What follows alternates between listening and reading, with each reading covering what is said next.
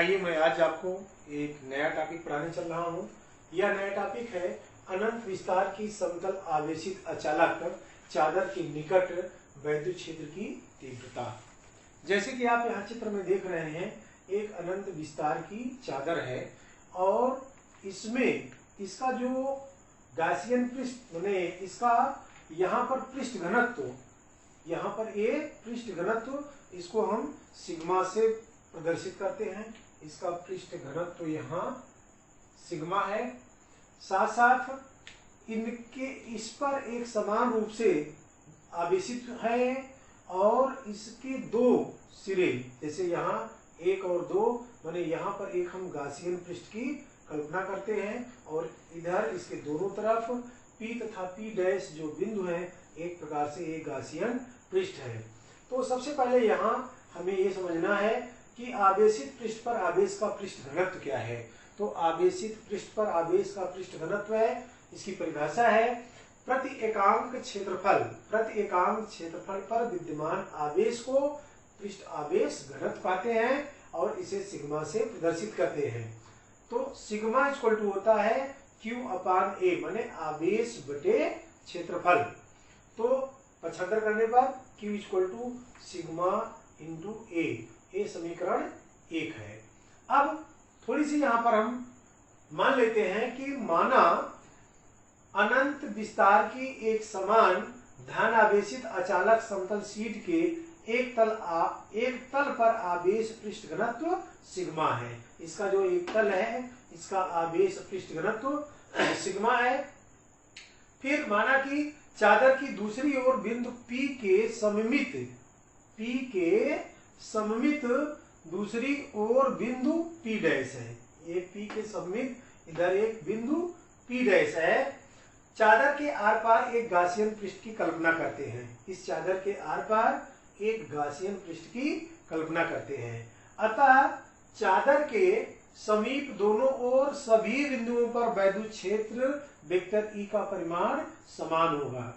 चादर के दोनों ओर ये जो गॉसियन पृष्ठ है, इनके सभी बिंदुओं पर वैद्युत क्षेत्र वेक्टर E का मान समान होगा, लेकिन इनकी दिशा जो है चादर के अविलंबवत बाहर की ओर होगी। इनकी दिशा चादर के अविलंबवत बाहर की ओर होगी। अतः बेलन के दोनों सिरों से होकर जाने वाला वैद्युत फ्लक्स फाई ई बराबर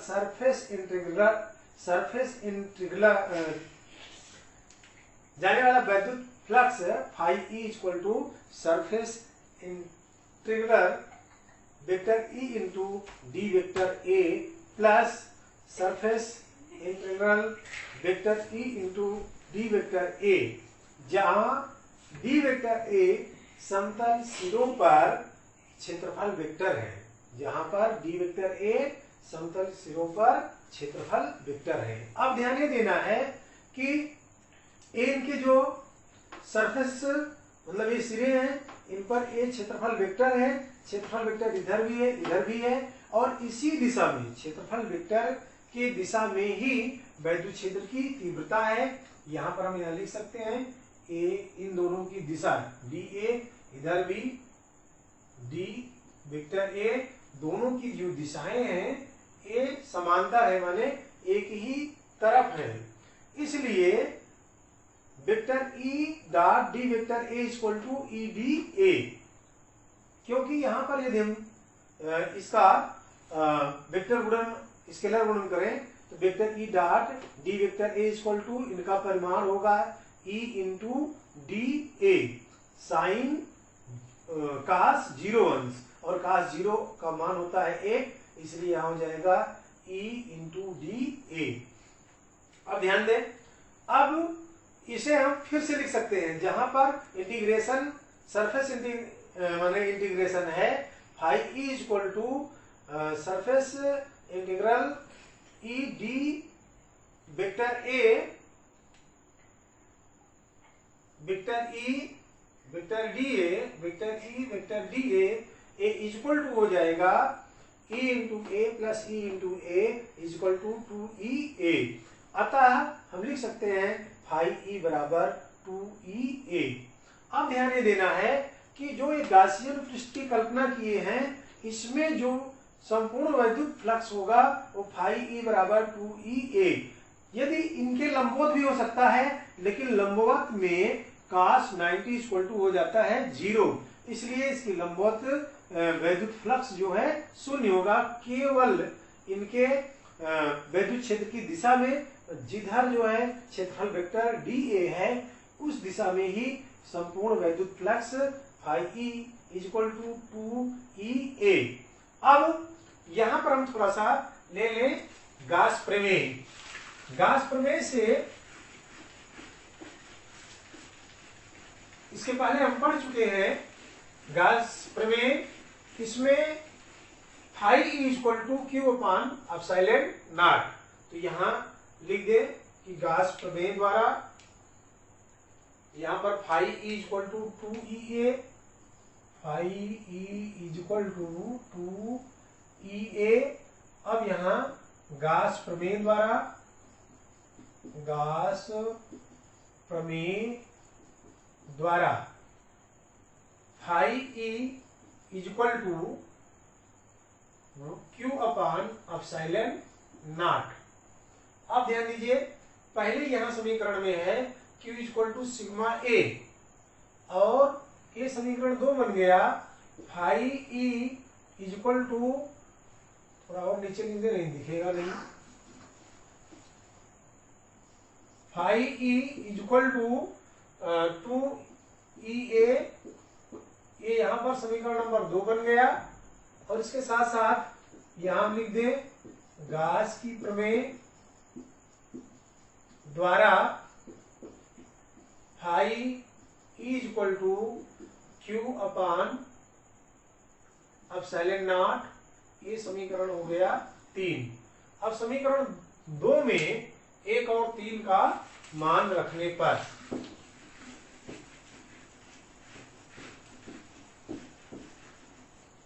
समीकरण 2 में 1 तथा 3 का मान रखने पर यहां होगा फाई ई की जगह पर q upon epsilon naught equal to 2EA, और यहां क्यू की जगह पर हम रख सकते हैं समीकरण 1 का मान। समीकरण 1 का मान था क्यू की जगह पर, क्योंकि sigma equal to q upon A था, तो q equal to sigma A. तो यहां पर हम लिख सकते हैं sigma A upon epsilon naught equal to 2EA। अब ए से ए कैंसिल हो जाएगा। अब यहां पर बचेगा E इक्वल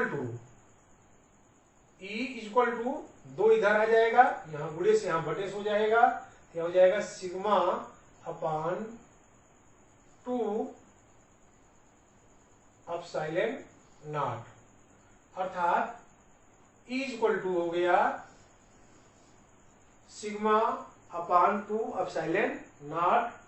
ये अनंत विस्तार के एक समान रूप से आवेशित अचालक पर वैद्युत क्षेत्र की तीव्रता है।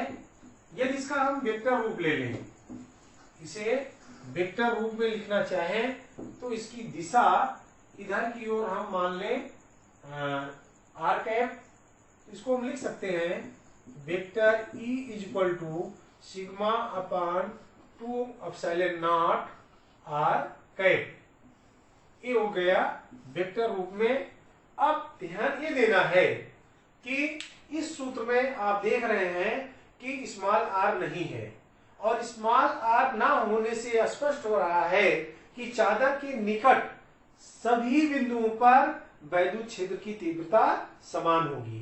तो यहां हम एक लाइन में लिख सकते हैं कि उपरोक्त सूत्र में स्मॉल r नहीं है, जिससे स्पष्ट होता है कि चादर के निकट सभी बिंदुओं पर वैद्युत क्षेत्र की तीव्रता समान होगी। उपरोक्त सूत्र में स्मॉल r नहीं है, जिससे स्पष्ट होता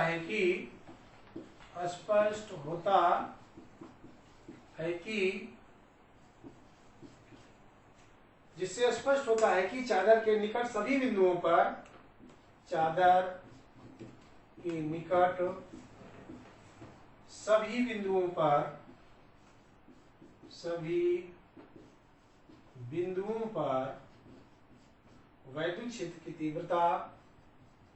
वैद्युत क्षेत्र की तीव्रता समान होगी।